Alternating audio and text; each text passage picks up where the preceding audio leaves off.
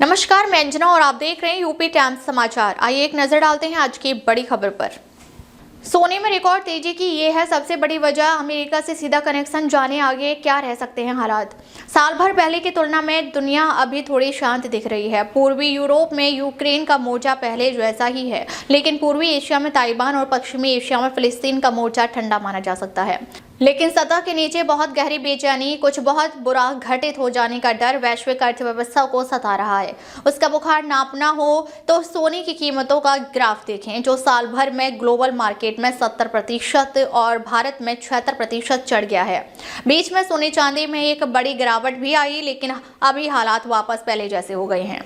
इतिहास से तुलना, अतीत में ऐसा कुछ भीषण बदलावों के समय ही देखा गया है।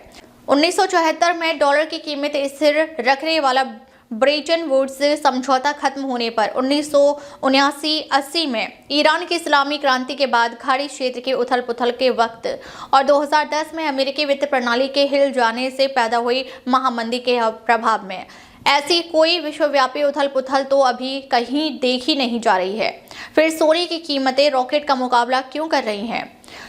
मामले का दूसरा पहलू डॉलर की कीमत गिरने का है। डॉलर का बाजार भाव दुनिया की बाकी ताकतवर मुद्राओं पाउंड, यूरो, येन, युआन यानी रेनमिनबी वगैरह के एक बास्केट के बरक्स नापा जाता है। 2025 में डॉलर 10% के आसपास सस्ता हुआ है। ध्यान रहे, अमेरिकी अर्थव्यवस्था अभी अच्छी हालत में है।